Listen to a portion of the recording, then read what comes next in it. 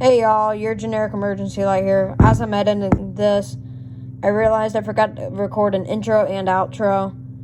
So it'll just be me talking with a black background because I'm too lazy to get up and film one.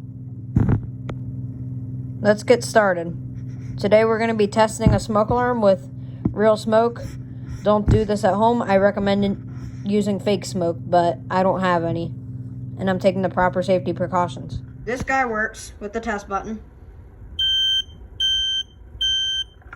These guys aren't actually in service, so they have tape over them. Here's another one. But if I could find it, oh, here it is. This guy, I can test. And we're gonna go outside. All right, guys, now I'm outside on my patio. And what I have to test my alarms is this. Me and my dad built this. Basically, it has this lid. I have a screwdriver in there. And if I pull the lid off from the other side, if it'll come out. Might not. Oh, there it goes. Inside are 2 screws. And then one in the middle. This one holds the Tupperware, but this one holds a smoke alarm. But the reason why I thought there was something in it. The reason why I can't test this guy yet is because it's smaller than most smoke alarms. That's really bad lighting. I'm using an industrial work light because the light out here sucks. But the reason why I can't test this one yet is because it's smaller than normal size smoke alarms. So if I were to take the bracket off, this guy, it's got a big bracket, whereas this guy has a really small one. And with this one, you can put it on and then turn it, and then it locks into place. Whereas this one, I would have to take the screws out all the way, drill new holes, because that's too small, and then screw them all the way back in to hold this. So I'll think of some way where I don't have to unscrew them every time. In the other one in my room, the other small one has the same size, the same exact bracket. So this guy, we're going to be testing him with smoke. It is a First Alert SA304 ionization smoke alarm. It has the escape light and the front load battery door. But I'm gonna go ahead and put it on. We're gonna go ahead, put it in. If it'll go in. Might need to loosen it. That's why I have this tool.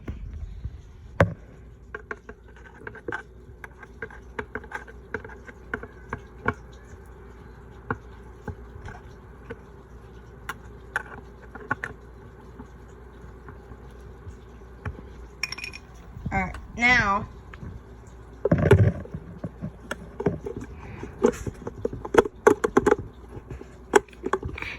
come on.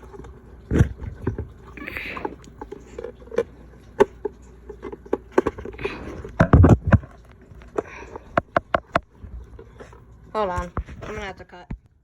Alright, after like an hour of trying, finally got it on. I guess I should go ahead and tighten down the screws now.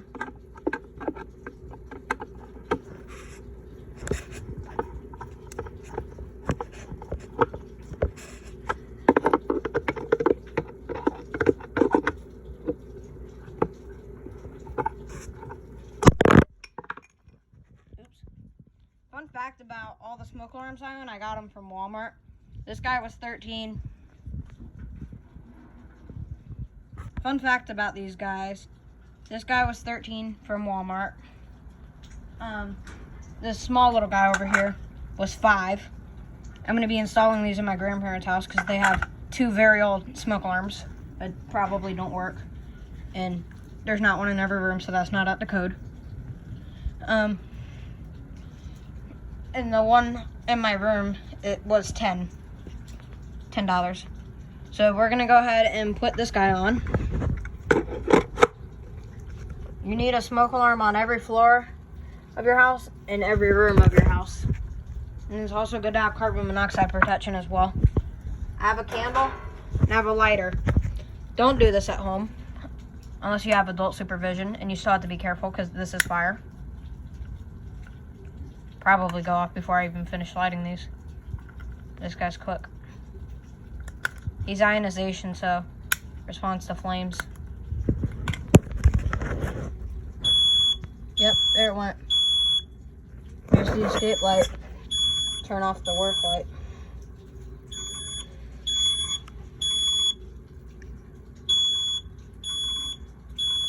It also has a silence button.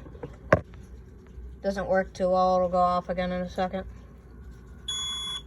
Yeah, doesn't work too well. So what I do is I take it off, silence it, and open the battery door. Now to put this out.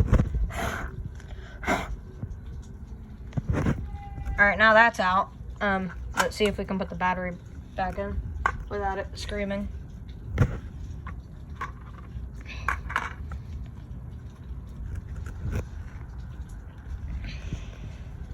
Alright.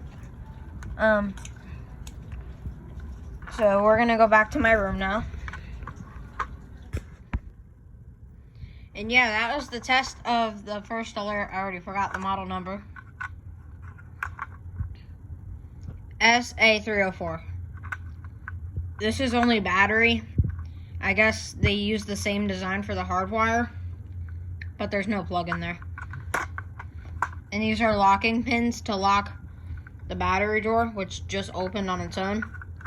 You put it in there, and then it locks it shut. But I don't want to knock them out, because it doesn't open too often. And I just realized I left my other smoke alarm outside. This is my first ever video. I wanted to get the holiday fire hazards out of the way. Should probably unplug this.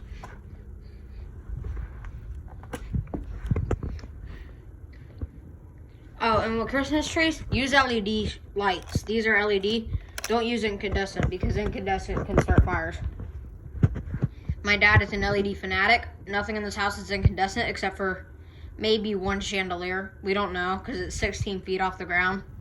So we don't know if they're incandescent or LED. I think they're LED. My dad thinks they're CFLs. CFLs are the swirly looking bulbs. But maybe in a video to come,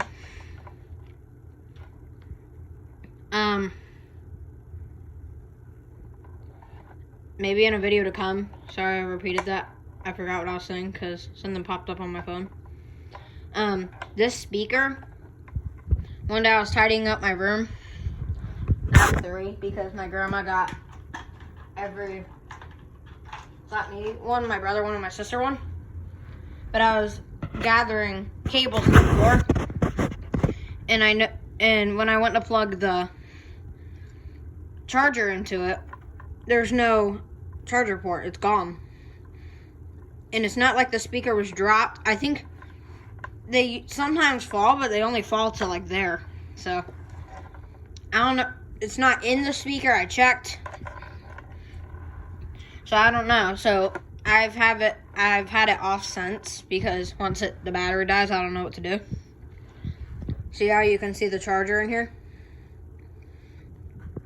So maybe in a video to come, I'll purchase a new charging thing for this. It just really sucks. The third one's up there. That dresser is a mess. Don't look at it.